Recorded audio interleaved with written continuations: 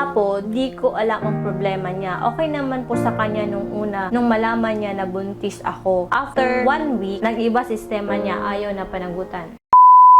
Binuntisan lang tapos di kayang panagutan? O, para naman to sa mga lalaking walang bayag dyan. Yung mga taong hindi kayang gampanan ang responsibilidad. Walang sense of responsibility sa buhay. Puro lang pasarap ang nalalaman. Mga walang balak sa hinaharap. Happy-go-lucky, kumbaga. Mga walang direction sa buhay. Na kapag nakabuo na o nakabuntis na, mangiiwan na lang bigla sa ere. In short, mga lalaking duwag. Minsan natatanong ko na lang kung bakit kayo nag-i-exist sa mundo. Yung mga katulad yung gago na kapag nakabuntis na, nawawala na parang bula. Na samantalang, nung magjowa pa lang, kung makasuyo, akala mo, iiyak ng dugo para lang magkaayos kayo. Tapos ngayon, bigla ka na lang mangiiwan at tatakasan ang responsibilidad na kayong dalawa ang may gusto. Kaya sa mga babae dyan, for the record, pakatatandaan na nasa 80 to 90% ng lalaki ay manloloko. Tsaka na yan magsiseryoso kapag nagsawa ng magloko at nasampulan na ng kapalaran. Kaya napakamalas mo lang talaga kapag nakatagpo ka na ng lalaking ganyan kagago. Pakaingatan nyo ang pagkababae nyo. Huwag kayong padadala sa mga matatamis na salita ng mga yan kasi kakambal niyan ay pait at pighati kapag di kayo kayang panindigan. Huwag puro buka, girl. Kasi sa bawat buka nyo, katumbas niyan, pagsara ng ibang chapter ng buhay nyo. Pero magbubukas naman ang panibagong yugto ng buhay nyo na sana ay makayanan nyo. Kaya para sa mga lalaking walang bayag dyan, kayo yung dahilan kung bakit dumarami ang bilang ng mga single mom sa mundo. Nang dahil sa katarantaduhan nyo. Kung di ka lang talaga tanga kasi di mo pala kayang manindigan, edi sana ginamit mo yung utak mo. Sana hinilmitan mo yung bayag mo. Di mo yun alam?